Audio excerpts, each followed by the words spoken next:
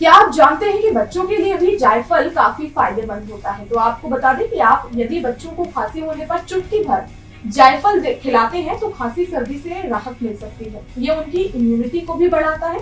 जब शरीर की रोग प्रतिरोधक क्षमता कमजोर हो जाती है तो कई तरह के रोगों और इन्फेक्शन के होने का जोखिम भी बढ़ जाता है। ऐसे में आप अपने बच्चों को एक चुटकी जायफल चटाकर उनकी प्रतिरोधक क्षमता को मजबूत कर सकते हैं।